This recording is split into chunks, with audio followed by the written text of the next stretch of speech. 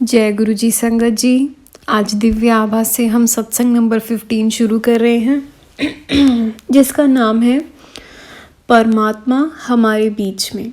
शुरू करते हैं।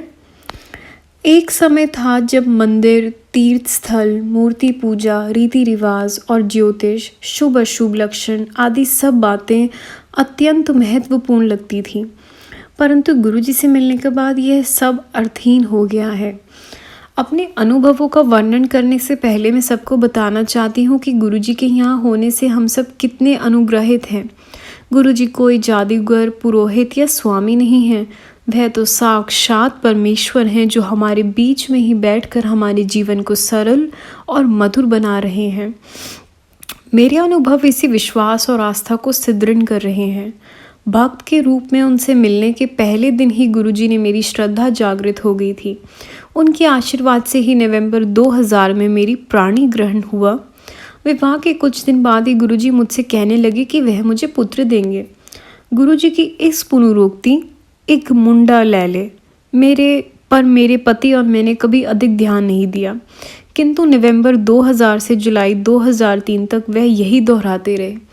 7 जुलाई को गुरुजी के जन्म दिवस के पावन अवसर पर बड़े मंदिर में विशाल आयोजन था, जहाँ पर सुबह 3:30 बजे तक हम सब ने अनेक दैवीय सानिध्य का आनंद लिया।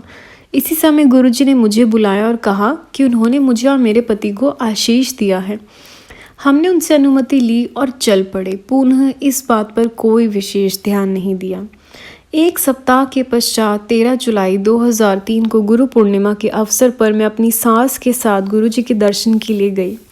गुरुजी कभी किसी से कोई गोपनीयता नहीं रखते। वह प्रत्येक से ऐसे बात करते हैं कि आसपास के लोग पूरा वार्तालाप सुन सकते हैं। परंतु उस दिन जब मैं उनसे आज्ञा लेने के लिए उनके चरण स्पर्श किए, उन्होंने मुझे पास आने का इशारा किया और धीमे से बोले कि मैं गर्भवती हूँ, पर यह बात किसी को न बताऊँ। किंतु मैं इस कथन की अवहेलना करी। मैंने ये समाचार अपने पति को दिया। उन्होंने इसे अनसुना कर दिया और बोले कि मैं गुरुजी पर कुछ अधिक ही विश्वास करती हूँ। तत्पश्चात गर्भ परीक्षण का निर्णय आने तक मैंने प्रतीक्षा करी। 1 अगस्त को मेरे गर्भवती होने का परिणाम आया और गुरुजी की बात सत्य सिद्ध हुई। विचारणीय है कि मनुष्य होने के कारण हम अपना स्वयं खो बैठते हैं और स्वयं अपनी नज़रों में गिर जाते हैं। गुरुजी से कुछ आशा कर तुरंत उसकी पूर्ति होने की आकांक्षा करते हैं, परंतु मेरी स्थिति देखिए। 3 लंबे वर्षों तक गुरुजी मुझे संतान सुख का आशीष दोहराते रहे। इस बीच एक बार भी मैंने ये प्रश्न नहीं किया, ना ही ये बात कभी मन से उभरी कि इतने लंबे अंतरकाल तक उनकी पुनरोक्ति के बावजूद यह क्यों नहीं हो रहा। हम केवल रुकावट देख सकते हैं, गुरुजी तो इस रुकावट का समाधान निकालते हैं। वह जानते हैं कि फल प्राप्ति के लिए कब उचित समय है और उसे कैसे पूर्ण किया जाए। किसी भी पुरोहित, सन्यासी या जादूगर में जीवन दान देने की क्षमता नहीं है, किंतु गुरुजी ने यही किया। विश्वास कीजिए कि मुझे पुत्र ही उत्पन्न हुआ।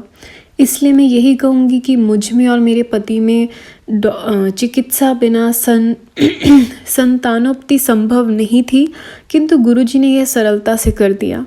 प्रत्येक भक्त को 100% आस्था के साथ शब्द का मात्र एक शब्द या पंक्ति कई दिन, सप्ताह, मास या वर्षों तक एक ही कारण के लिए दोहराना पड़ सकता है। बार बार बंद द्वार पर दस्तक देनी पड़ सकती है, जिससे वह कभी तो खुले, और वह खुलता अवश्य है।